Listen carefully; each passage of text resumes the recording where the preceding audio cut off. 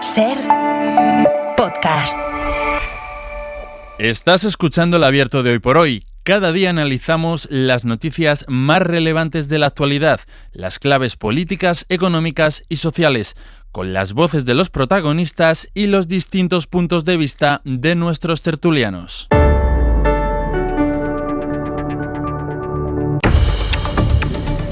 El primer abierto del verano lo vamos a compartir con Cristina de Laoz. Buenos días. Hola, ¿qué tal? Buenos días. Iremos incorporando algunas voces, aunque quizá ya les suenen durante todo el año, porque tienen apariciones esporádicas y frecuentes, y además es un habitual de nuestros veranos. María Martínez Bascuñán, buenos días. Hola, ¿qué tal? Buenos días. Bienvenida.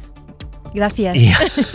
Y Antón Losada. Hola, Antón, buenos días. Buenos días. Bueno, vamos a empezar en Murcia, en Torre Pacheco, pero antes dejadme volver de nuevo a Almería, frente a cuyas costas decíamos a las 8 que poco después de las 7 de la mañana se ha sentido un terremoto de 5,5 en la escala Richter. No se reportan, no hay por lo menos a esta hora noticias afortunadamente ni de grandes daños, tampoco de personas heridas, pero sí un buen susto porque Javier Romero, buenos días de nuevo, compañero. ¿Qué tal, José Luis? Buenos días. Se ha sentido bastante y además en muchos sitios.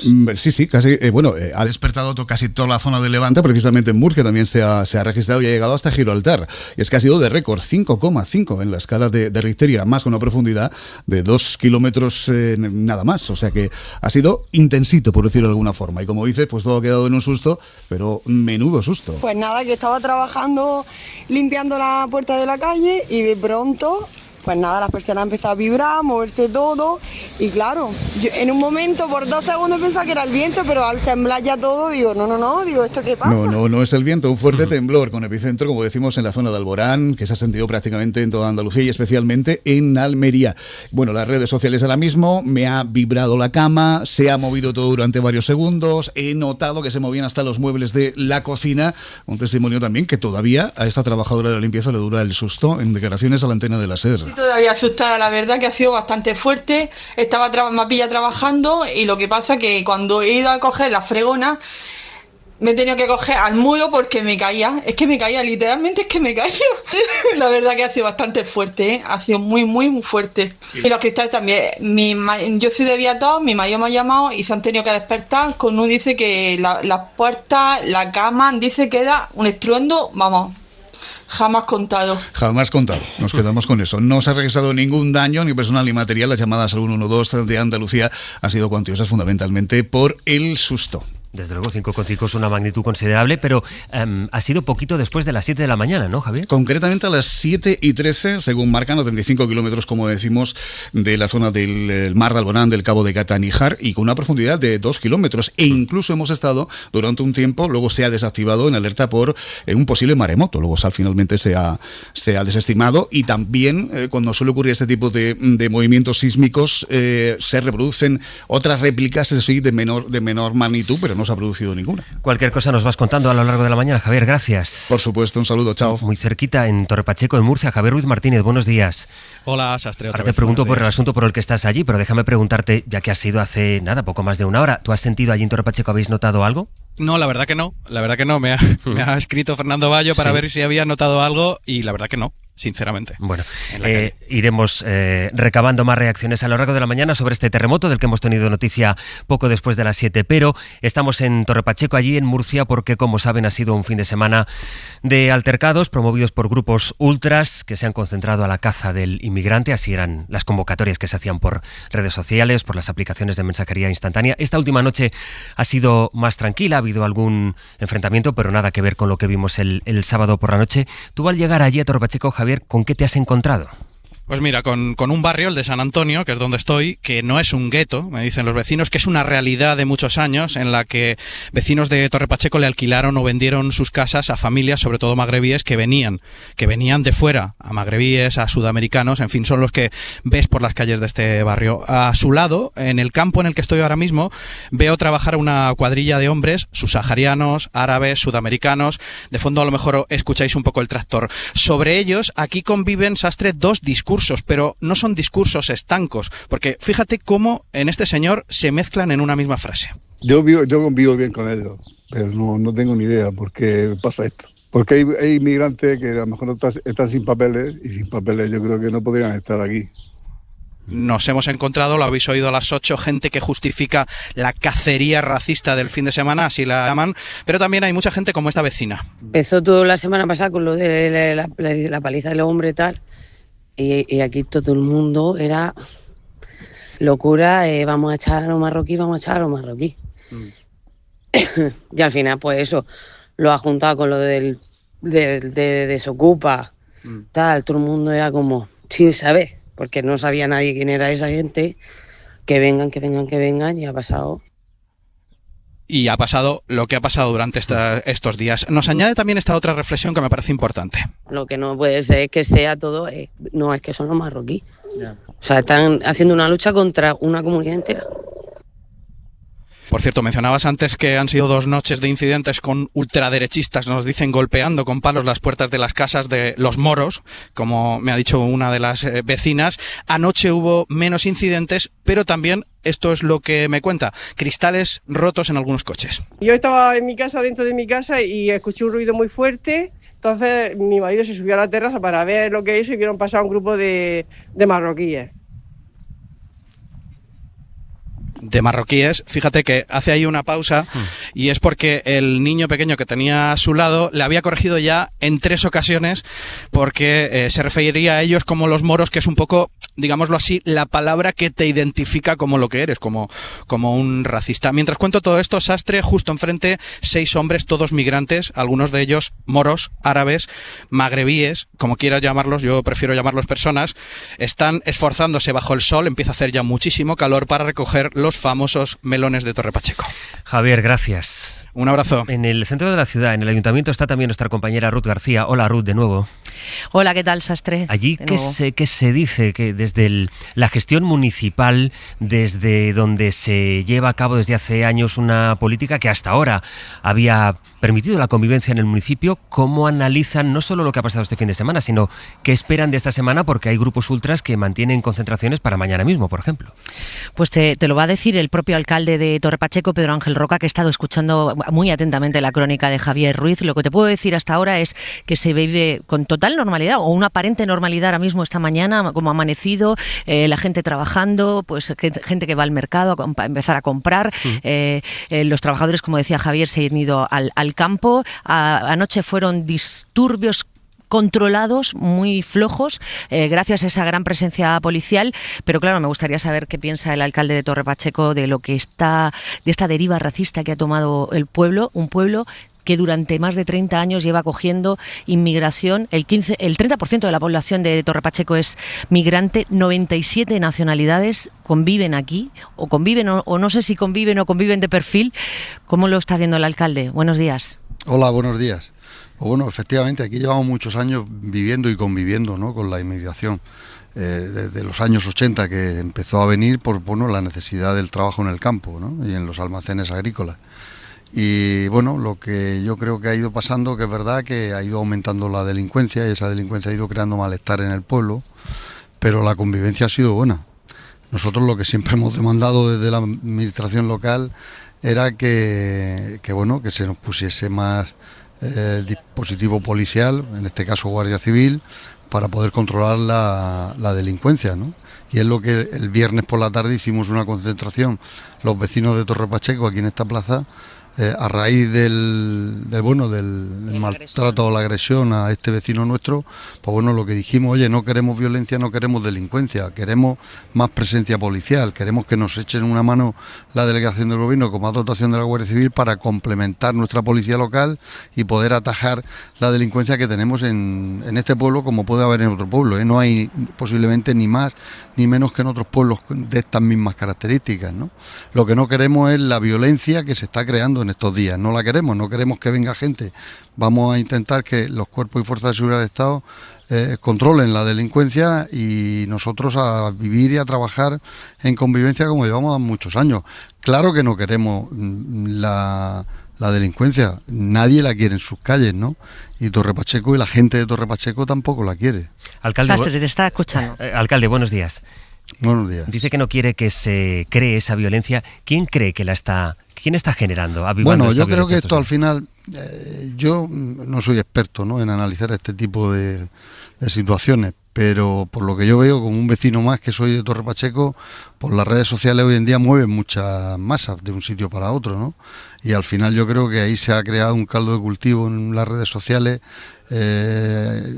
haciendo quedadas, estas famosas quedadas que dicen que quedan, y bueno, y al final pues viene gente y hay ese enfrentamiento entre grupos de inmigrantes que hay aquí, que bueno, que también les pido yo a ellos que se tranquilicen, como que no hagan enfrentamientos, porque si no existe el enfrentamiento, al final la violencia no existe, ¿no? Gracias a que tenemos un dispositivo de la Guardia Civil y la Policía Local muy importante, se está aguantando ese enfrentamiento y no llega a producirse.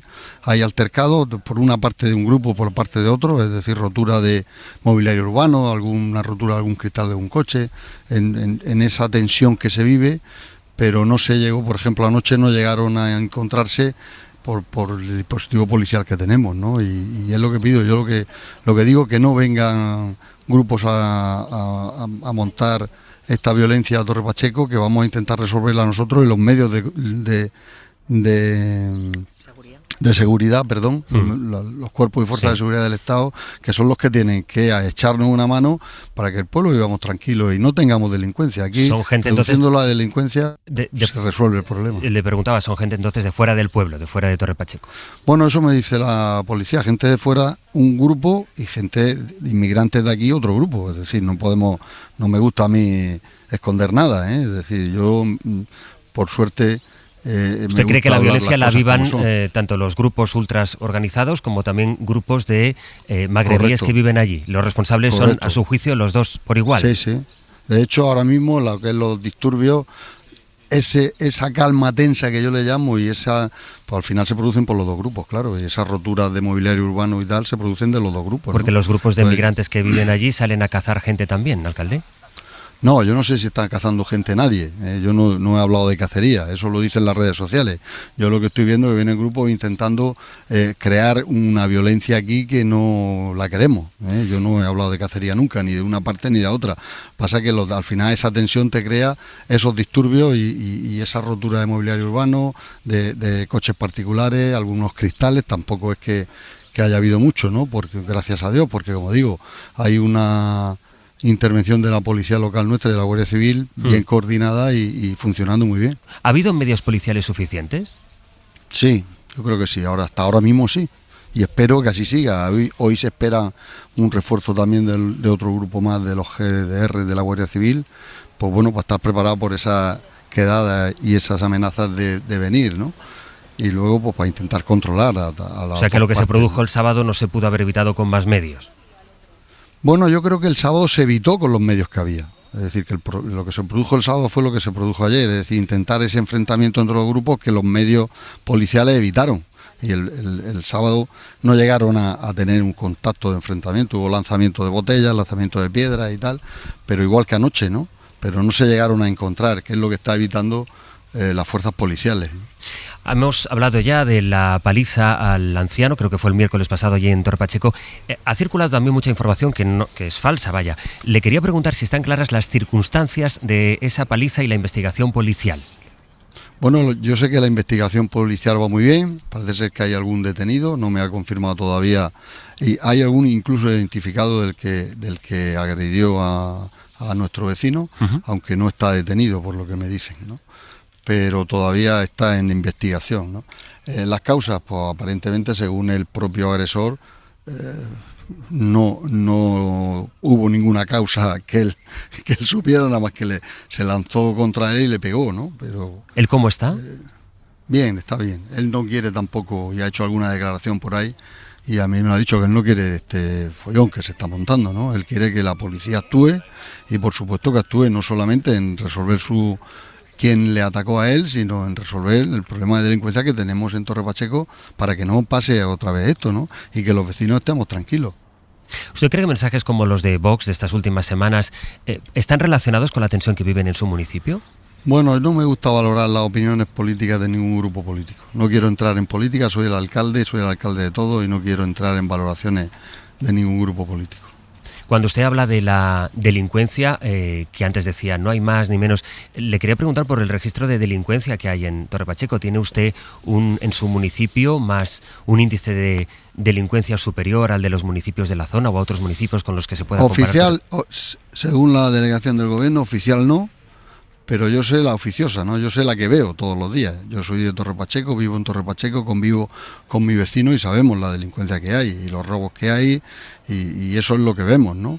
El que se denuncien más o se denuncien menos, y yo siempre lo he dicho, hay que denunciar las posibles, ya no solamente robos, sino incluso rotura de mobiliario urbano, lo que se vea hay que denunciarlo, por lo que se considere un delito.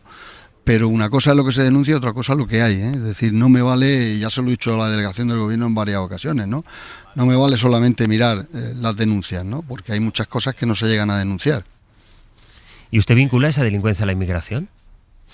Bueno, hay un grupo de inmigración que sí está teniendo bastante delincuencia. Un grupo jóvenes y tal que tienen bastante delincuencia. Más que, por ejemplo, vecinos del municipio o que personas que no sean extranjeras, ¿eh? Sí, sí. ¿Tiene datos que avalen esa afirmación? No tengo datos. Como digo, bueno, hay datos, la policía mía me los pasa, ¿no? Los datos, y sí, ahí puede haber datos que estén avalando eso que digo, ¿no? Que también hay de otras nacionalidades que hacen delincuencia, claro, pero hay un mayor número de inmigrantes, ¿no? Que hacen la delincuencia, y es lo que queremos atajar y atacar, ¿no? Yo no sé si son legales o ilegales, que para eso está la policía y las leyes. Efectivamente, si son ilegales y no están aquí regularizados, pues tendrán que ver si hay una ley que lo pueda regularizar o enviar a su tierra, ¿no? No queremos delincuentes aquí regularizados tampoco, ¿eh? Es decir, si está aquí regularizado, si es delincuente, a la cárcel. Y si no, a su tierra si se puede, ¿no? Para entiendo que no quiere delincuentes de ninguna nacionalidad, alcalde. De ninguna nacionalidad, de ninguna, no. Aquí no clasificamos la delincuencia por nacionalidades. Distinto es que haya un colectivo que esté haciendo ahora una mayor delincuencia, pero no la clasifico por nacionalidades. No hay una delincuencia buena y una delincuencia mala. Todo es delincuencia. Es que no quiero que haya malinterpretaciones, porque parece que aquí todo el mundo va buscando enseguida los tres pies al gato, y no hay que buscar los tres pies al gato. Delincuencia es delincuencia. Si es verdad, si hay un colectivo, pues bueno, pues habrá que atajarlo, y eso está haciendo nuestra policía, y lo que yo quiero es que esté la Guardia Civil más presente, ¿no? Que haya más recursos de la Guardia Civil. Ahora se está haciendo un despliegue por este incidente que hay muy bueno de la Guardia Civil, la delegación del gobierno muy colaborativa con nosotros, a nuestra disposición. Lo que yo le dije ayer al coronel de la Guardia Civil y a la delegada del gobierno en la reunión técnica que tuvimos ayer mañana es que, bueno, vamos a hablar ya del día D, ¿no? Después de cuando pasen estos días de tensión que tenemos, vamos a ver cómo resolvemos el tema de nuestra delincuencia, qué es lo que tenemos que hacer, ¿no? Pedro Ángel Roca, alcalde de Torre Pacheco, esperemos que la convivencia pueda recuperarse lo más pronto posible en su municipio. Gracias por su tiempo, un saludo y buenos días. Muy bien, nada, gracias a vosotros.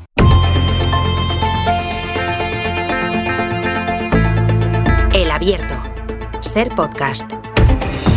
Hoy os voy a pedir, Antón Losada, Cristina de la Hoz y María Martínez Bascuñán, que vayamos directamente a lo esencial. Sé que lo hacéis todos los días, pero os vengo a pedir de alguna manera brevedad en los análisis, porque no va a haber mucho tiempo para la exposición de muchos argumentos. Pero sí quisiera, Antón, a partir de esta entrevista que acabamos de tener con el alcalde de Torre Pacheco, que quiero incidir en algo. Es una persona que está sobre el terreno, que conoce por tanto esa realidad, pero que al ser preguntado por si estaba vinculando delincuencia e inmigración, ha dicho abiertamente que sí, y ha reconocido al renglón siguiente que no tenía datos que lo avalaran. Pero más allá de eso, es la persona que está sobre el terreno y cuyo diagnóstico seguramente compartan también muchos vecinos de Torre Pacheco. Antón. Bueno, no sé si hacer como el alcalde y no meterme en política también, como nos dijo, ¿no? Si un alcalde que no quiere meterse en política, pues a partir de ahí el cielo es el límite, con todos mis respetos. Hombre, hay datos que sí vinculan inmigración y delincuencia, y especialmente en el Mediterráneo. Pero son datos que vinculan a la explotación del inmigrante con la delincuencia. Eso sí, hay muchísimos datos. Hay más de 90 detenidos en esa zona en la última década por explotación ilegal de inmigrantes. O sea, esos datos sí los tenemos. Y esos datos parece que no provocan tanta indignación, ¿no? Hablaba el alcalde que van 30 años yendo inmigrantes a trabajar a Torre Pacheco. Alguna necesidad irían a cubrir, porque no creo que nadie, no sé, en Marruecos, se levantara por la mañana y dijera, me voy a ir a vivir a Torre Pacheco. Seguramente llegaron a Torre Pacheco porque eran necesarios en Torre Pacheco. y porque durante 30 años han contribuido con su esfuerzo y su sacrificio a la riqueza y el bienestar de la gente que vive en Torre Pacheco. Entonces, claro, si el alcalde es incapaz de decir algo tan sencillo como esto, pues ya vamos mal. Y si a partir de ahí empieza a construir un relato que es completamente falaz sobre la vinculación entre inmigración y delincuencia, construido sobre yo lo sé que vivo aquí y la realidad que yo percibo todos los días, pues es curioso que en todos estos años la otra realidad no se percibió.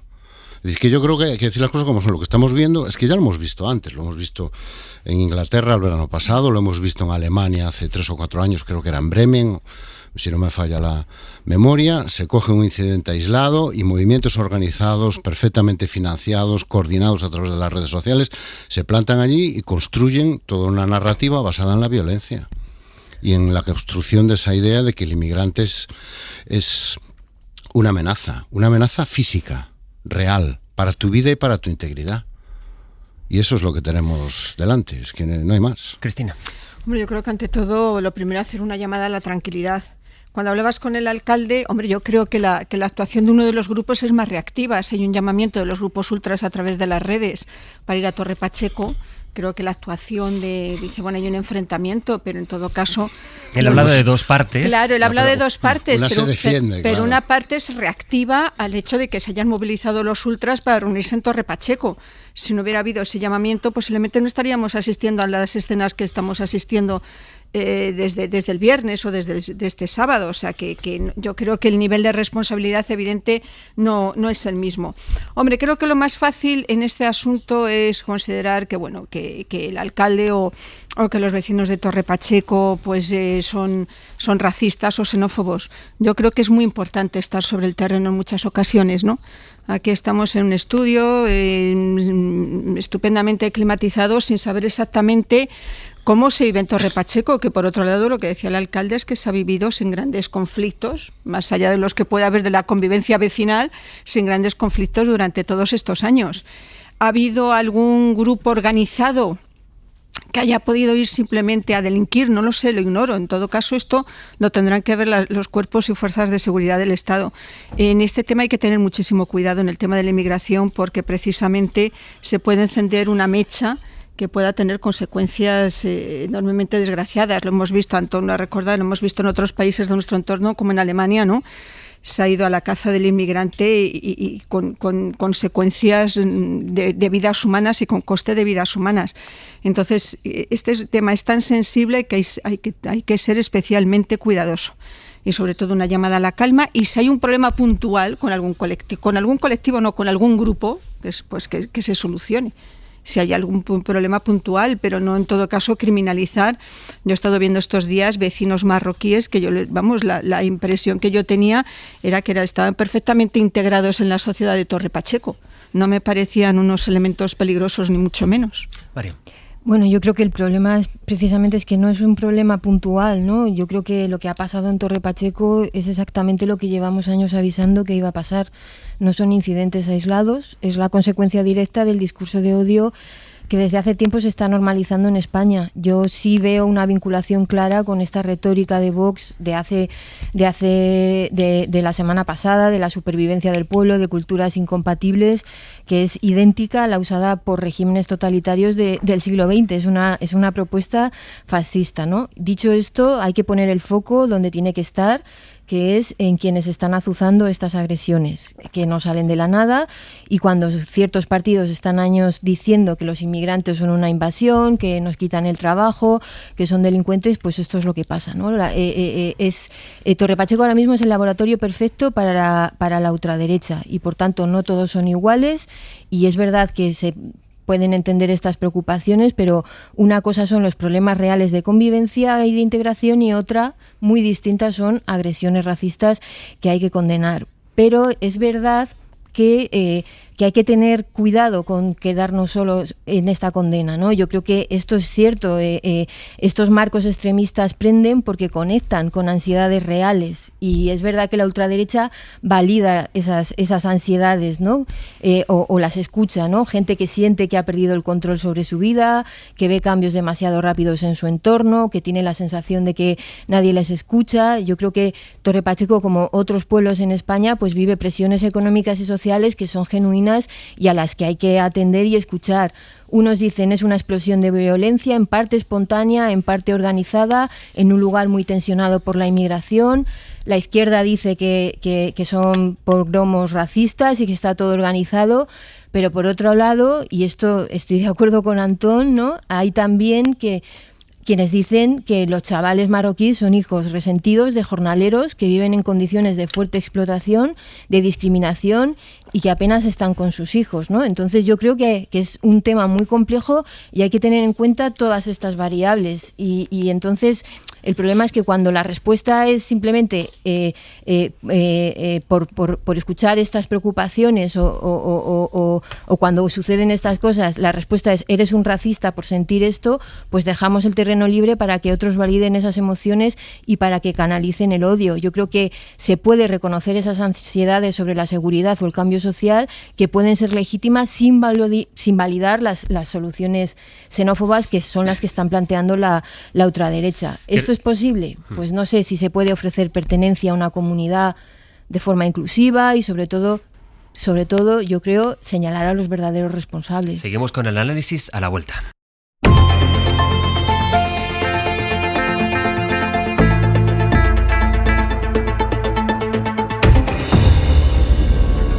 Marlaska, ministro del Interior, buenos días. Buenos días, José Luis. Ministro, ¿qué explicación da usted a lo que estamos viendo en Torre Pacheco? ¿Ante qué estamos, a su juicio?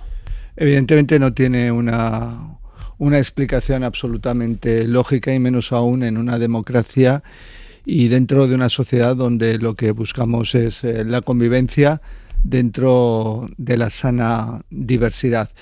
Es consecuencia de lo que estamos viendo últimamente, de los discursos de la ultraderecha, en cierta medida y desgraciadamente avalados por la derecha, al no poner en tela de juicio suficientemente a esta ultraderecha, donde ya llevamos tiempo que vemos y observamos que identifican con una facilidad y sin ninguna razón que lo respalde la inmigración irregular con la delincuencia, con la criminalidad o con la puesta en riesgo de los valores democráticos, cuando lo que pone en riesgo los valores democráticos son esos discursos basados y sustentados en la mayor de las falsedades. O sea, lo que está ocurriendo en Torre Pacheco es, a su juicio, culpa de Vox.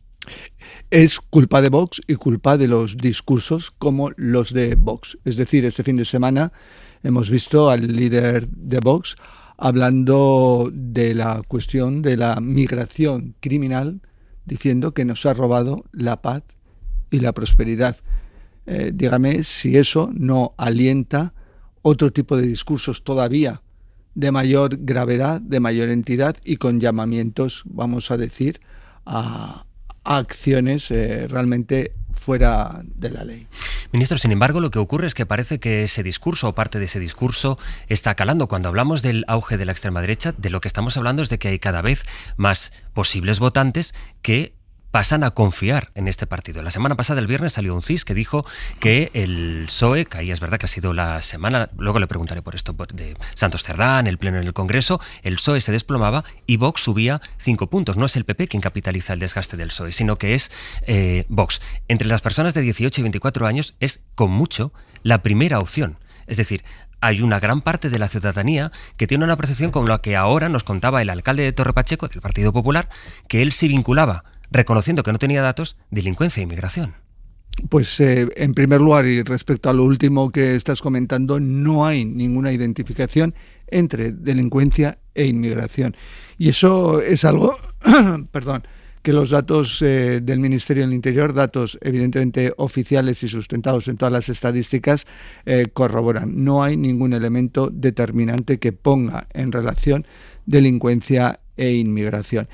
Lo que pasa que hay discursos muy simples, vamos a decirlo, que desgraciadamente calan, porque calan y buscan la emoción del destinatario. Y eso realmente es grave, por eso los que realmente tenemos que hacer frente a esas situaciones complejas y sustentadas, vamos a decirlo, en el odio, tenemos que hacer discursos muy eficaces, muy eficientes, con contranarrativas relativas a la importancia de la diversidad y sobre todo negando lo que no es cierto, negando lo que es falso y poniendo en valor el trabajo, la migración, como coadyuva sobre todo a una sociedad a seguir creciendo. Parece que no reconocemos como al día de hoy tenemos más de 3 millones de trabajadores extranjeros afiliados que están realmente participando en el crecimiento económico de nuestro país, en el desarrollo, en ser un ejemplo dentro del marco de la Unión Europea, tanto de incremento del Producto Interior Bruto, de creación de empleo y realmente desde una perspectiva importante y que nos permite desde ese sentido poder encarar políticas sociales como no se han alcanzado en tiempo. Quiero preguntarle ahora, voy a empezar por Torre Pacheco, pero quiero preguntarle al hilo de lo que está diciendo por si algunas actuaciones de su ministerio cree que han contribuido a esa imagen de la migración. Ahora iré con eso, pero antes, por centrarnos en lo que ha ocurrido en Torre Pacheco. Contó ayer, aquí en esta casa, la delegada del Gobierno en Murcia, que habían monitorizado algunos de los mensajes que ya sabían que esto iba a producirse. Si se sabía que estaban convocando grupos ultras, cacerías contra personas en Torre Pacheco, ¿por qué se produjo la movilización del viernes, especialmente la del sábado? A ver, lo que estamos nosotros, y desde hace tiempo, y naturalmente, y como la realidad no solo sucede en la vida real, física, sino también en la vida virtual, nosotros patrullamos, como se dice, y alguna vez se me ha criticado que dijera que patrullamos las redes sociales, las redes en abierto, por supuesto, y las redes no en abierto con autorización judicial, porque se utilizan las mismas para la comisión de delitos. Esto nos permite anticiparnos y tomar medidas. El hecho concreto al que hace referencia, ahí estábamos siguiendo y hemos podido realmente intervenir de una forma que yo entiendo razonable. Evitar todos los incidentes, cualquier incidente, es realmente imposible. El riesgo cero no existe, pero creo que la respuesta ha sido inmediata de las fuerzas y cuerpos de seguridad del Estado, gracias a esa labor de los servicios de información en redes que ayudan y corroboran, y luego la cooperación y coordinación también interinstitucional. Para usted, el despliegue policial, por tanto, fue suficiente.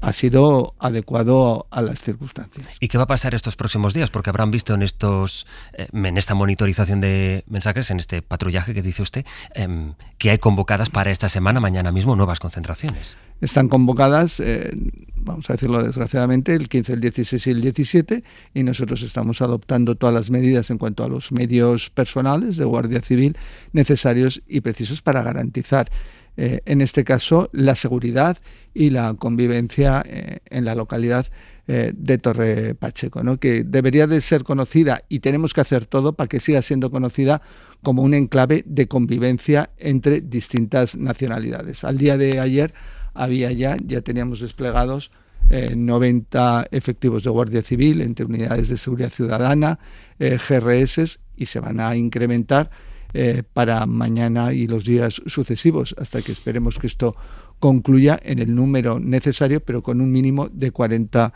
efectivos más a ese sentido en materia de seguridad ciudadana. Pero a esto, y como decía, está luego lo que no se ve, pero que hace un trabajo importantísimo, como son todos los grupos de información que trabajan en las redes, que trabajan también sobre la calle, para poder tener un conocimiento pleno del alcance de estos hechos y poder enfrentarlos con mayor eficacia. Y cuando ven estos mensajes pasa algo, es decir, alguien denuncia algo, ¿se puede llamar por redes sociales o por aplicaciones de mensajería a la caza de un colectivo de personas sin que la Guardia Civil o la policía denuncien a alguien ante la Fiscalía? No, es que nosotros trabajamos permanentemente y de una forma coordinada. No se puede llamar a la caza, evidentemente, que no pase nada. Por eso digo, la Guardia Civil, la Policía Nacional, todas las policías, las autonómicas, patrullan, como digo, el mundo virtual. Y cuando se observa algún hecho de carácter delictivo, se pone inmediatamente en conocimiento de la Fiscalía o de la autoridad judicial y se actúa. ¿Y podría decirme si en este caso han puesto en conocimiento alguno de estos llamamientos? Por supuesto, y trabajamos de forma decidida con la Fiscalía de Sala de Delitos de Odio, con el fiscal de Sala, Miguel Ángel Aguilar, como en otras cuestiones se trabajan también con las respectivas fiscalías, porque hay una preocupación. Comentaré, José Luis, y lo sabéis bien, que desde que estamos en el gobierno, desde 2018, ya hemos implementado 3 planes de lucha contra los delitos de odio. Estamos ahora con la vigencia del 3er plan de lucha contra los delitos de odio, donde trabajamos con un conglomerado, no solo Policía, Guardia Civil, fuerzas y grupos de seguridad, sino organizaciones civiles, etcétera, y con unos objetivos muy claros a corto y medio plazo. Pero las 6 detenciones que se han producido hasta el momento se han producido sobre el terreno, digamos, no por activismo o por llamar en redes sociales, sino por incidentes hechos sobre el terreno. Sí, vuelvo a decir, ver, saber, conocer quién está detrás en las redes de unos determinados mensajes lleva, en la mayoría de los casos, mucho más tiempo, porque las redes también permiten más el anonimato, más que el mundo físico, pero en ese sentido el anonimato, o que permite el anonimato, no la impunidad. Tenemos, vuelvo a decir, personal suficientemente formado para hacer frente e identificar a los autores de estos hechos tan graves. Déjame leerle un tuit que puso este fin de semana Gabriel Rufián, portavoz de Esquerra. Dice: 23 trabajadores detenidos en la huelga del metal en Cádiz y 0 nazis detenidos, puso él, en la cacería fascista de Torre Pacheco, por lo que sea. Ministro, ¿cuántas más detenciones va a haber, según la información por la que usted dispone? Todas las detenciones que sean necesarias una vez practicadas las identificaciones. Se está trabajando en la identificación de las detenciones a las que has hecho referencia. 4 de ellas al menos han sido consecuencia de identificaciones a posteriori, de imágenes, etcétera, y poder concretar las actuaciones que estos. Y se están siguiendo analizando todas las imágenes. Serán todas las detenciones necesarias y precisas las que se van a practicar y poner esas personas a disposición judicial, que eso nadie tenga duda. ¿Quiénes son las personas que provocan los incidentes de Torre Pacheco? ¿Son grupos organizados? Evidentemente son grupos organizados en mayor o menor nivel, pero son grupos organizados. Cuando estamos hablando del tema y la cuestión de las redes sociales que llaman, ya hay un mínimo de organización, y diré que en el día de ayer, en esa labor también de prevención que realizó la Guardia Civil, se identificó a más de 20 vehículos tratando de entrar en el núcleo urbano de la localidad, y se pudo realizar distintas denuncias, porque algunos de ellos pues portaban elementos peligrosos como palos o defensas extensibles o cualquier otra circunstancia, y se evitó en ese sentido. Ahí hay una mínima organización, queramos o no. La cuestión es luego determinar el grado de la misma. El alcalde, con el que hablábamos a las 8:30, pedía, él dice que ha habido medios policiales suficientes, pero sí pedía que de alguna manera se impida el acceso de estos grupos al municipio. ¿De qué manera es posible eso? Pues de las circunstancias, como te estaba comentando, José Luis. Tenemos los dispositivos a la entrada del núcleo urbano y la identificación de aquellos vehículos, aquellas circunstancias que se ven o generan una duda razonable en los agentes de la autoridad, les identifican, se ven cuál es la finalidad, se puede hacer un registro del vehículo, efectos que puedan portar, etcétera, y que pueda determinar cuál pueda ser el objeto de su presencia en el lugar, sobre todo teniendo en cuenta las circunstancias, los llamamientos en redes, etcétera.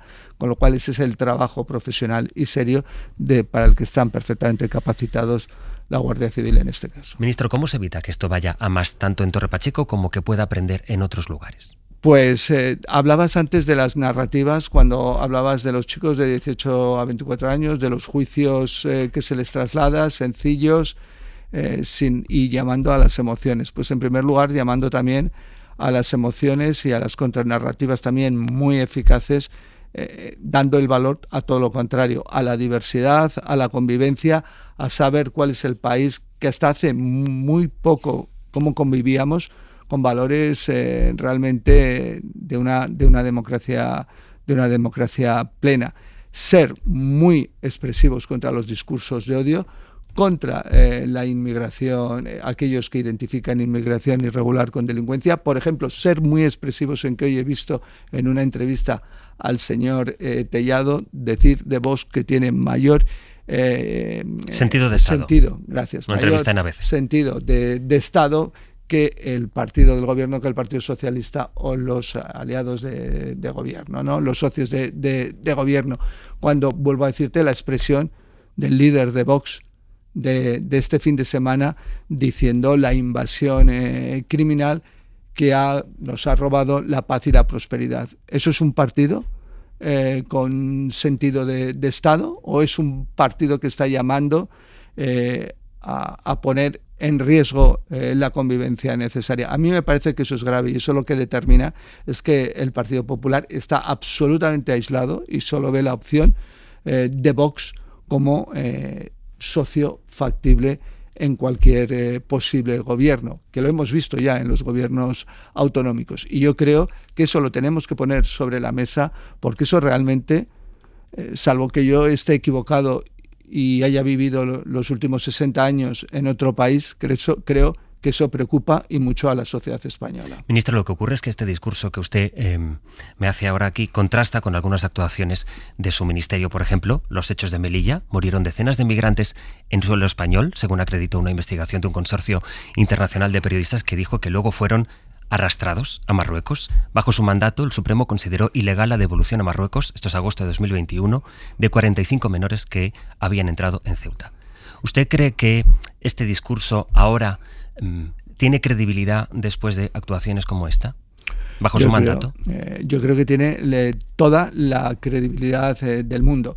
Vuelvo a decir, los hechos que me has referido a la tragedia de Melilla, que siempre hemos dicho que nunca debió de suceder, creo que ha sido enjuiciada, que ha sido valorada y que tenemos una conclusión de los órganos encargados en España, de la Fiscalía en este caso, de determinar lo que aconteció y posibles responsables. Vuelvo a decir, una tragedia que nunca debió de suceder. Pero sucedió. Pero nunca debió suceder, sucedió. Pero vuelvo a decir, lo que no podemos tampoco es hacer una cosa, y voy a ser muy claro como ministro del Interior y en los últimos 7 años. No podemos identificar, y el fenómeno de la migración todos tenemos que saber que es un fenómeno absolutamente complejo. Y el hecho de que seamos un partido y un gobierno progresista no quiere decir que no tengamos que luchar contra las mafias que trafican con seres humanos, que ponen en riesgo su vida, todos los seres humanos vulnerables que mueren en su tránsito hacia las Islas Canarias, ellos abocados por mafias. Eso no evita que tengamos que luchar contra la inmigración irregular, contra aquellos que ponen en riesgo, vuelvo a decir, la vida. Y lo seguiremos haciendo y seguiremos trabajando sobre el terreno en Mauritania, en Senegal, para evitar esas salidas, evitar un 40% de salidas irregulares, que es también salvar vidas. Eso no va en contra de también lo que siempre hemos dicho, de que lo que hay que hacer es adelantar fronteras. ¿Qué quiero decir yo con adelantar fronteras? Desde la Unión Europea se tiene que trabajar mucho más intensivamente en la cooperación al desarrollo de una manera integral, con políticas integrales, en este caso con países del Sahel, con África. Pero quiero ser muy claro, es decir, el fenómeno de la migración es un fenómeno absolutamente complejo. Trabajar y cooperar al desarrollo de países, en este caso de África, es una obligación y un deber de Europa, para evitar, evidentemente, que otros se valgan de las situaciones de absoluta vulnerabilidad. Y luego trabajar, como estamos trabajando, en la migración legal, segura y ordenada.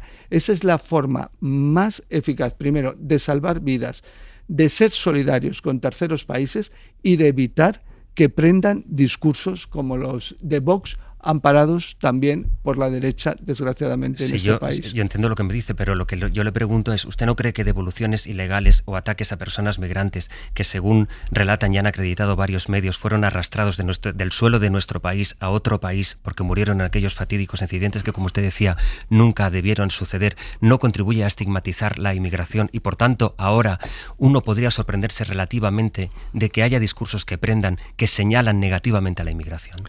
Vuelvo a referir que ninguna actuación ilegal de las fuerzas y cuerpos de seguridad del Estado se han producido en estos 7 años en la lucha contra la inmigración irregular, que es luchar contra las redes que ponen en riesgo la vida de personas vulnerables.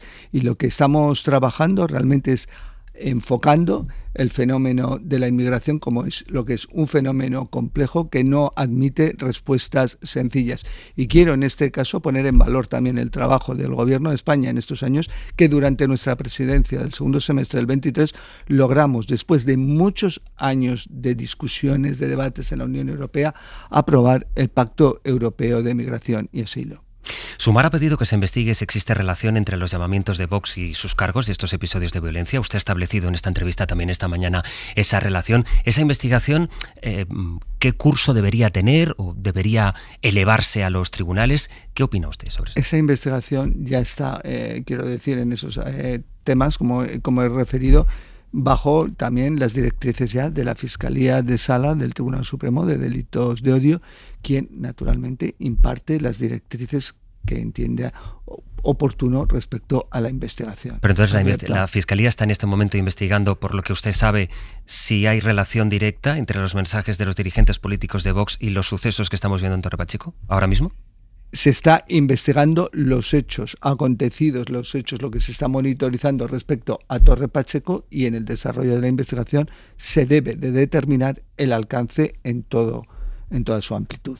A su juicio, no vamos a anticipar hasta dónde pueda llegarse. A mí lo que me interesa y me importa no es yo tener una conclusión al día de hoy, sino de poner todos los medios necesarios y precisos y a disposición de la Fiscalía y de los tribunales para llegar evidentemente al esclarecimiento y saber realmente quién está detrás y hasta qué punto está detrás. Eso es lo importante, llegar, no tener conclusiones o yo llegar a una conclusión de hoy que luego puede que no se quede respaldada por elementos objetivos. A mí lo que me interesa es realmente ser muy determinante en la determinación de los hechos, y para eso hay que dar los medios necesarios, que es lo que hacemos, y que las autoridades judiciales y la Fiscalía especializada en la materia determine el camino de la investigación. Hemos recibido la información, que usted me podrá confirmar, ministro, que son 8 personas las detenidas ya en Torre Pacheco, ¿es así? Sí, eso sí, son 8 las personas detenidas. ¿Tiene algún detalle más de la detención o hay que esperar? 2 de las 2 personas detenidas, las 2 últimas,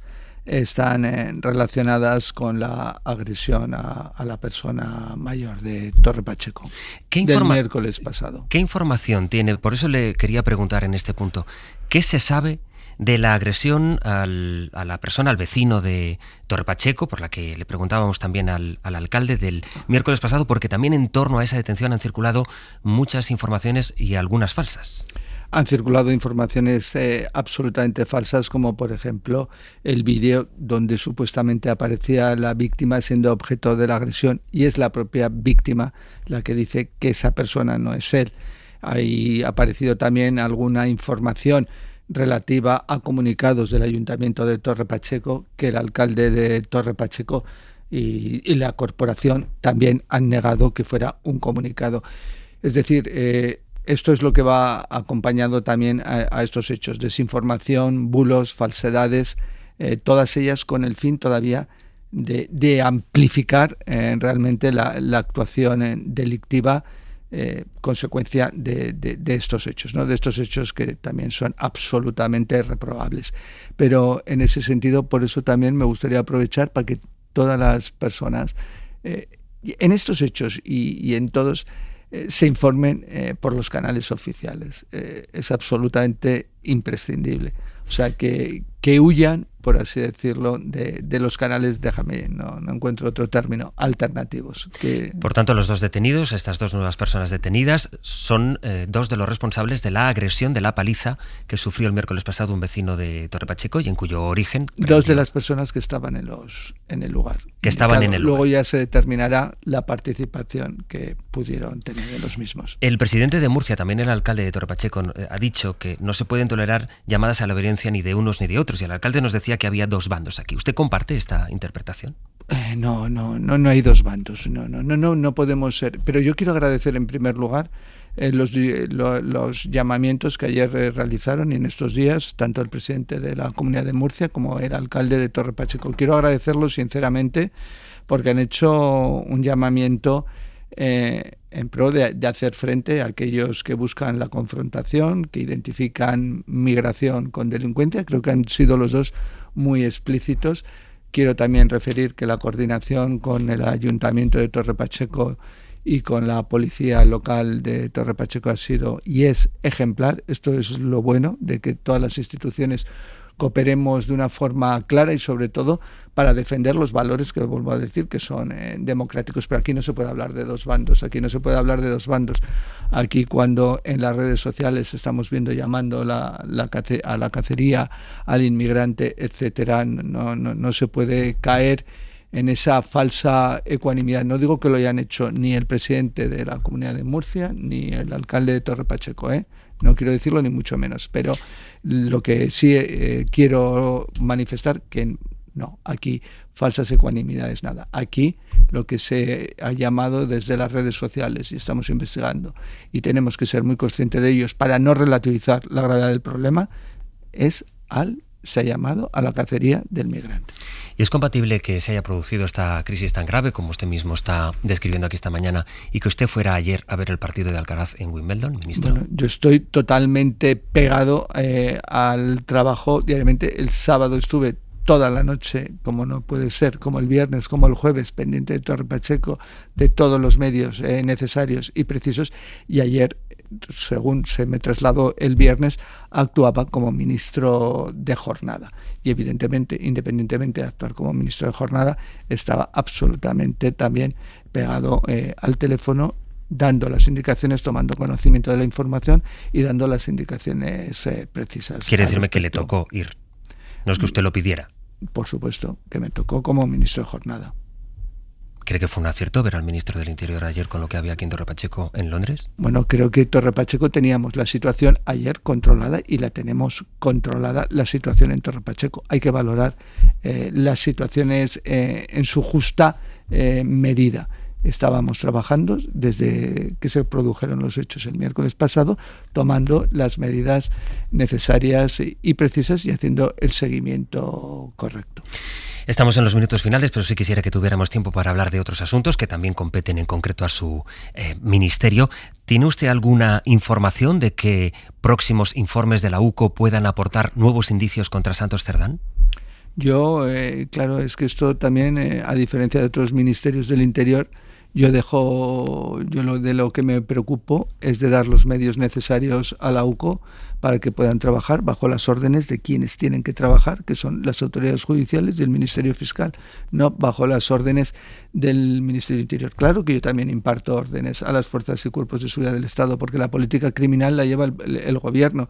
Yo claro que digo cuáles son nuestros objetivos principales. Nuestros objetivos principales, y por eso se dan medios, es luchar contra la violencia machista, la violencia de género. Por eso lo hemos incrementado los medios, contra las violencias sexuales hacia las mujeres. Evidentemente también luchar contra la criminalidad organizada, contra el terrorismo. Dentro de la criminalidad organizada, la corrupción, dando más medios a la UCO. Hemos incrementado en más de un 60% el número de efectivos de la UCO. Claro que doy órdenes en ese sentido, pero cuando ya hay unas investigaciones concretas y judicializadas, el que da las órdenes es el juez y los fiscales. Y yo en ese sentido me mantengo como debo de mantenerme al margen y garantizando, eso sí, la neutralidad y la objetividad de las fuerzas y cuerpos de seguridad. Eso quizás es debido a que yo y gran parte de mi equipo más de 30 años he trabajado como funcionario público. Y eso, cuando uno en 30 años trabajas como funcionario público,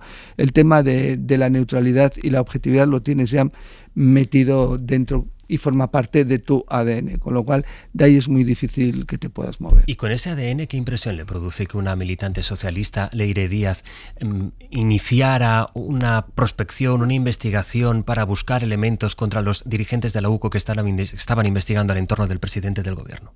Bueno, yo lo único que puedo hacer en ese sentido es respaldar absolutamente el trabajo de la UCO, del conjunto de las fuerzas y cuerpos de seguridad del Estado, y lo que esta señora haya hecho o haya dejado de hacer. Ya dirán los tribunales su alcance, pero desde luego, si lo que quería era analizar el trabajo de la UCO o de cualquier otra fuerza de cuerpo de seguridad del Estado o imputarles cualquier cosa, yo creo que estaba abocado al fracaso. ¿Usted descarta que puedan aparecer indicios que apunten a una financiación ilegal del Partido Socialista? No hay, de lo que yo sé, y lo sé por comunicación ya una vez de los informes y de lo relatado, nada en ese sentido que pueda entenderse como factible. Eso es de lo que hay hasta el momento. De lo que hay hasta el momento. Pero estoy además razonablemente convencido de que no sucede nada de eso dentro del Partido Socialista. ¿Y descartaría también que fuera Santos Cerdán quien organizara investigar a la UCO a través de Leire Díaz? Yo lo dejo todo eso en manos de la investigación, y en ese sentido vuelvo a decir lo que sí ha sido, y dentro del marco, y lo sé y lo conozco, del Partido Socialista y también del gobierno al que pertenezco, realmente una desilusión importante para todos nosotros. El Partido Popular se basa en unos supuestos informes encargados a Villarejo en la época del Ministerio del Interior del Partido Popular para acusar al presidente del gobierno de haberse lucrado de la prostitución. El Partido Socialista ha dicho que denunciará esa policía patriótica o este nuevo avance, digamos, de la policía patriótica o ese informe. ¿Sabe usted si va a producirse, si el gobierno también va a denunciar, si usted dentro del ministerio, ya que es su propio ministerio, ha iniciado alguna investigación? Bueno, en este sentido, en primer lugar, decirte, José Luis, que vaya principio de autoridad cuenta el Partido Popular. El señor Villarejo, creo que con una ética que de todos es conocida. Quizá es su principio de autoridad porque él es el que les introdujo y quien introdujo la policía patriótica, el Partido Popular, y se está bebiendo de esa información que ellos provocaron hace 10 años, poniendo en tela de juicio los valores de una sociedad democrática.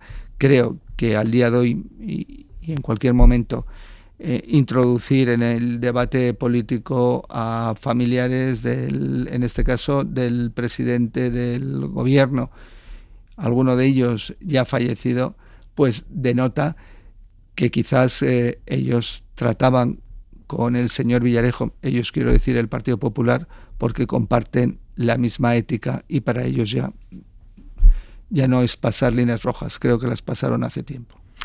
¿Han encontrado, ministro, un proveedor de balas para la Guardia Civil que no sea el Estado de Israel o una empresa vinculada con el Estado de Israel? Estamos trabajando en ello, y lo que sí puedo garantizar es que las fuerzas y cuerpos de seguridad del Estado van a tener todos los medios necesarios y precisos de toda naturaleza para el ejercicio de sus funciones. ¿De toda naturaleza incluye los que vengan de Israel? No. Incluyen los efectos que usted me ha dicho. Ya está absolutamente claro que ni se va a comprar ni vender armas al Estado de Israel ni a empresas israelíes. Dos últimas preguntas. ¿Usted cree que es solidario con todas las comunidades pactar un modelo de financiación singular para Cataluña? Sé que no es su negociado, pero esta mañana también quizás el ministro de Jornada. No tengo ningún inconveniente a contestar, incluso dentro de la ironía que se ve en tu cara. Pero en ese sentido, todo lo que es y el trabajo que se está haciendo en materia de financiación y un nuevo marco de financiación autonómica, evidentemente siempre es salvaguardando la solidaridad del conjunto del territorio nacional, independientemente de las diferencias en cualquier comunidad autónoma, pero siempre bajo criterios objetivos. Y estoy convencido de que en este caso la vicepresidenta primera y ministra de Hacienda va a dar con la clave precisa que hasta este momento nadie ha sido capaz desde 2014. Ministro, cuando el presidente del Gobierno dice que la legislatura va a aguantar hasta 2027, ¿usted se lo cree? Por supuesto. Yo siempre le creo al presidente del Gobierno y he tenido elementos y he tenido siempre elementos objetivos que han respaldado todas sus manifestaciones. Fernando Grande Marlaska, ministro del Interior, gracias por su tiempo, un saludo y que pase una buena mañana de lunes. Muchas gracias y bienvenido al trabajo. Solo han sido 3 semanas, tampoco ha sido tanto, pero se lo agradezco.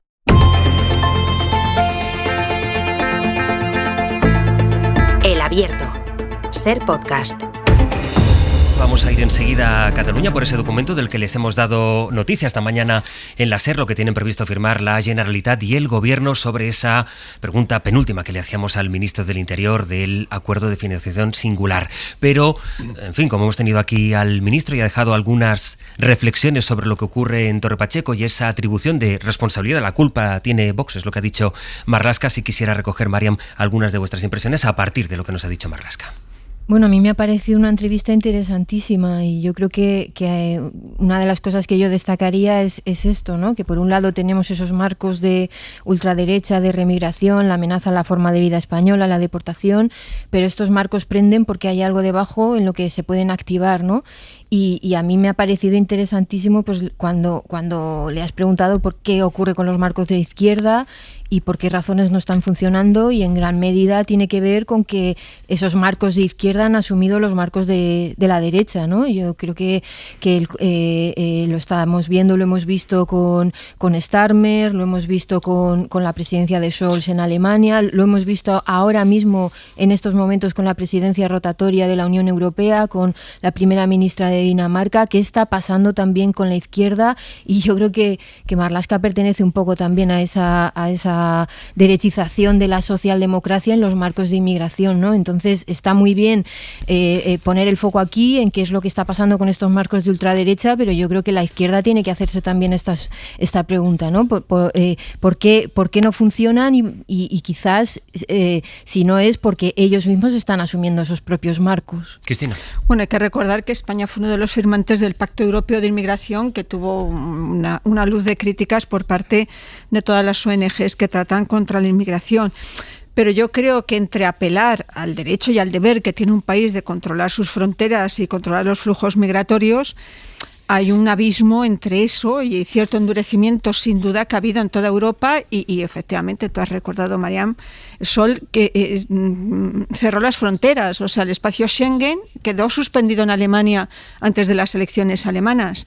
Starmer se ha visto en las políticas de Meloni, por ejemplo, ¿no? O sea, que efectivamente no solo es una cosa de los gobiernos conservadores europeos, sino también de buena parte de la izquierda, pero entre endurecer tu posición sobre una cuestión que genera un debate y que genera un debate, digamos, europeo y que genera un debate de puertas adentro, y decir que eso alienta actuaciones como las de Torre Pacheco, yo creo que ahí hay un enorme abismo. Es decir, una cosa es que tú endurezcas tu lucha contra la inmigración ilegal, ojo, siempre respetando los derechos humanos.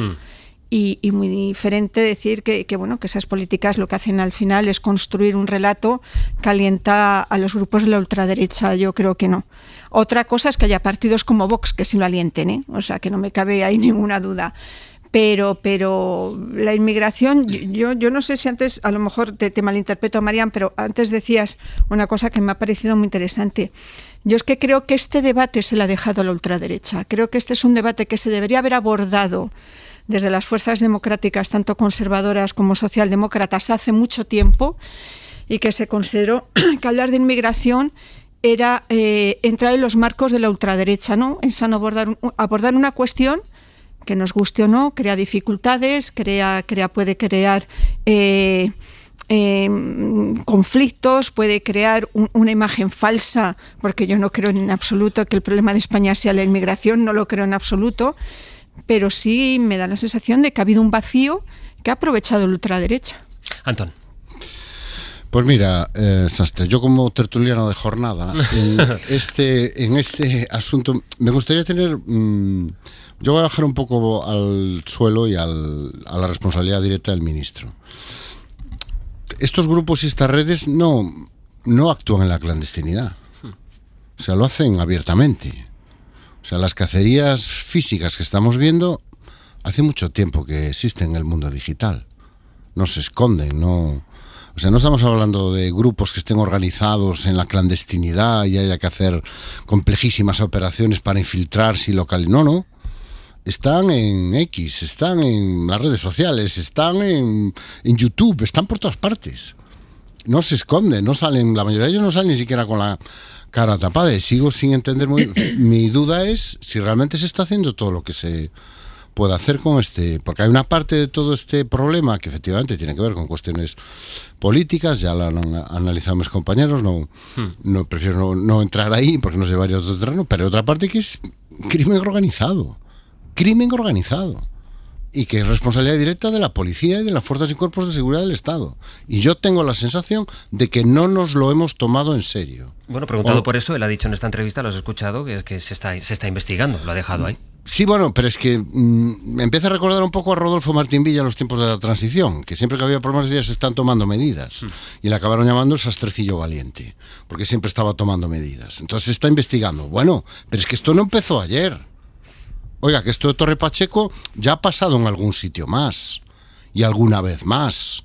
Es que ya hemos visto esto de señalar, buscar, organizar. En las redes digitales sucede todos los días. Entonces yo tengo la sensación de que este ministerio y este ministro y probablemente los anteriores no se lo han acabado de tomar en serio. Y que esto exige dedicarle tiempo, esfuerzo y recursos, que no sé si tienen o no. ¿Pero por qué? Porque está organizado, es que no es una cosa espontánea, que se juntan un puñado de fachas en X y ala, venga, vamos a darle a Mengano a Zutano. Oiga, no, que esto está organizado. Está organizado, aquí hay dinero, hay planificación, hay estructura, esto es crimen organizado. Y esto no se persigue pues colocando a dos guardias civiles en un ordenador. Esto exige dedicarle tiempo, esfuerzo y recursos. Y mi sensación es que no se le han dedicado y siguen sin dedicársele el tiempo, el esfuerzo y los recursos. Las 9:44 de la mañana, asunto sobre el que seguiremos esta semana, a partir de lo que vaya pasando en Torre Pacheco, de donde no despegaremos la mirada en este Hoy por Hoy, que tiene hoy otro gran asunto, decíamos, y por lo menos si quisiera que tuviéramos tiempo de conocer vuestras impresiones de ese acuerdo que van a firmar. Es un poco, conecta directamente con el verano pasado, que acabó por aquello de la investidura de Illa, a la que se acabó presentando Puigdemont y luego se fugó, a cambio de que Esquerra rompiera con Junts para dar su apoyo a la investidura al PSC. Para eso necesitaba acreditar ante sus bases que lo que había firmado con el PSC era concierto económico, palabra que utiliza Esquerra, pero que se negó a utilizar el Partido Socialista. Y hoy, un año después, estamos en el punto en el que se va a producir esa comisión bilateral entre la Generalitat y el Gobierno. Barcelona, director de informativos de la SER en Cataluña, Joan Serra. Hola, Joan, bon día. Bon día, Sastre. Van a rubricar un documento del que venimos informando aquí en la SER desde primera hora de la mañana, que incluye básicamente dos ideas, Joan, por simplificarlo mucho. Que este modelo, que es federal, será generalizable, es decir, otras autonomías podrían adherirse a él, y luego el principio de ordinalidad, es decir, que quienes más aporten no pueden quedar por debajo de la media de las que más reciben, ¿no?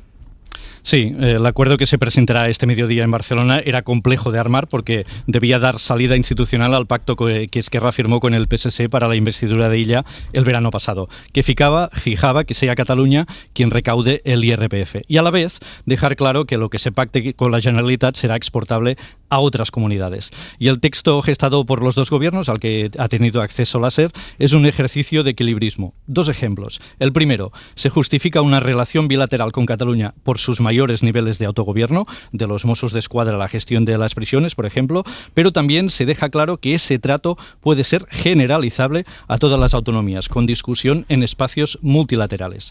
Segundo ejemplo, en el documento se detalla la voluntad de respetar el principio de ordinalidad. Si Cataluña es la tercera que más aporta, debe mantener el mismo ranking una vez recaudados los impuestos y servida una cuota de solidaridad al Estado, que hoy no se detallará. Pero también se expresa una apuesta por un modelo tributario federal, en red, abierto a todas las comunidades que lo deseen.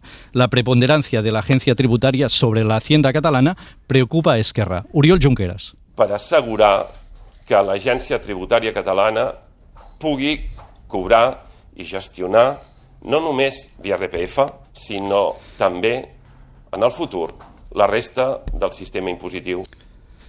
Que la Agencia Tributaria Catalana pueda gestionar el IRPF y el resto del sistema impositivo, el deseo de Junqueras. La bilateral de este lunes es el primer paso de un camino espinoso. Para que Cataluña recaude de manera progresiva sus impuestos, se deben modificar 3 leyes por mayoría en el Congreso. Y no todos los actores están alineados. Por eso, tantos equilibrios. Desde luego que sí. Es importante lo que les estamos contando que incluye el documento. Esta idea que será un modelo generalizable, esta idea de la ordinalidad que ahora nos describe Joan, pero también lo que nos decía él, que es lo que no incluye el documento. Es decir, la idea es que Cataluña pueda gestionar todos los impuestos que se recaudan allí y que luego se fije una cantidad que compartiría con el cesto común, con la caja central. Algo que, ya saben la discusión que tuvimos el verano pasado, esto es un concierto, no, se le parece mucho, en fin, esa cantidad no va a ir en, que es uno de los asuntos más controvertidos que tiene esto no va a ir en la reunión de hoy. La contaremos mañana también. Joan, gracias. Hasta luego, Joan Serra. Y Ana Fernández Vila, buenos días. ¿Qué tal, Sastre? Buenos días. Esto, la cantidad y todo el debate, por lo que le preguntamos también aquí a Marlaska, es lo que enciende de nuevo un debate que tampoco es nuevo dentro del Partido Socialista. Sí, vuelven las tensiones al PSOE por la financiación autonómica, porque son varias las federaciones que temen que el pacto con Esquerra Republicana pueda suponer agravios para sus territorios. Los que han alzado la voz en estas horas previas a la reunión de hoy son los presidentes socialistas de Castilla-La Mancha y de Asturias. Los dos han avisado de que no van a permitir privilegios para Cataluña. El castellano manchego, García Page, siempre el más crítico, llegaba a denunciar incluso que ahora, tras el estallido del caso Cerdán, hay más riesgo de saqueo, decía, por parte de los independentistas por la debilidad de la que está el gobierno, mientras que el asturiano, Adrián Barbón, pedía que lo que se apruebe se lleve al Consejo de Política Fiscal y Financiera y se mostraba incluso dispuesto a votar en contra si no le convencía lo pactado. Desde otras federaciones socialistas, como la extremeña, reconocen que la música que van conociendo no les suena nada bien. Nos dicen fuentes del PSOE extremeño que temen que esto sea un paso más hacia la ruptura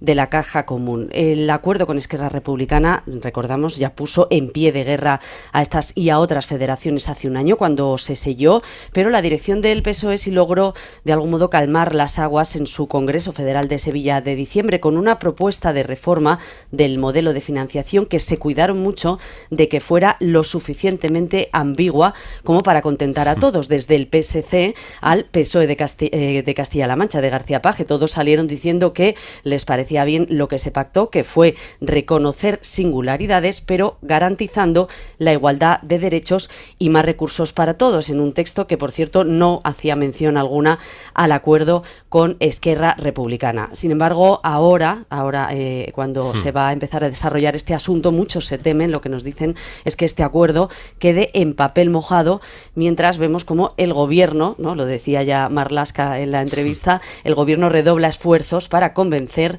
de que no se van a permitir agravios hacia ningún territorio. Veremos también en qué queda este debate, porque desde luego le quedan muchísimos capítulos. Ana, gracias. A vosotros. Apenas tengo 30 segundos, pero sí quisiera escucharos a cada uno de vosotros. ¿Qué cambia, Cristina, a partir de la reunión de hoy? Porque es verdad que a esto le queda todo el camino. Le queda un largo recorrido, pero yo creo que es muy sintomático con una reunión sobre financiación singular, que es muy llamativo esto de financiación singular, pero es exportable a todos.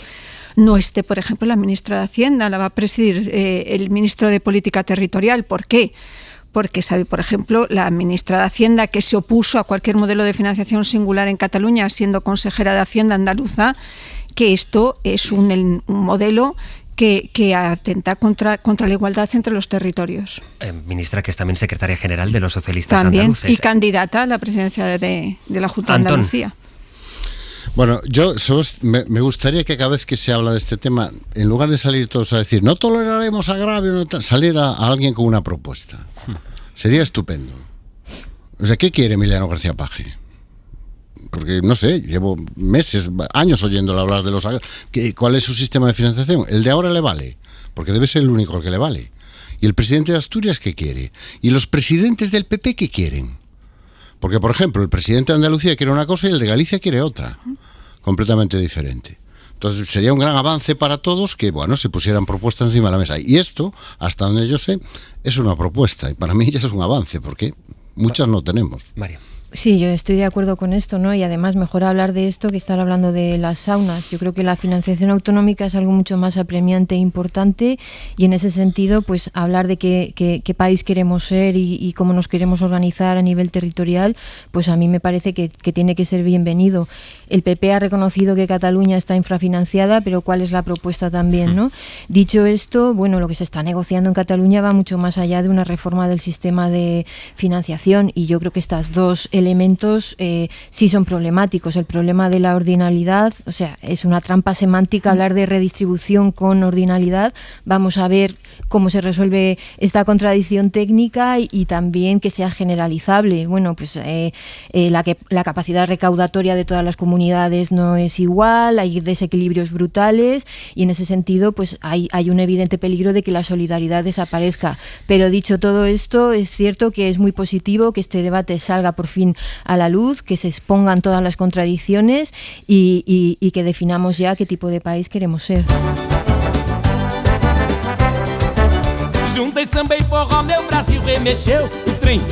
Pues vamos a ir poniendo este hoy por hoy en modo verano. Pepe Rubio, Sergio Castro, buenos días. Buenos días. Porque todo es nuevo. Todo es nuevo. Hay algunas estancias, de hecho, que todavía tienen olor a pintura, porque es verdad que todo es nuevo. Hemos recuperado algunas cosas de otros años, pero en realidad todo es nuevo.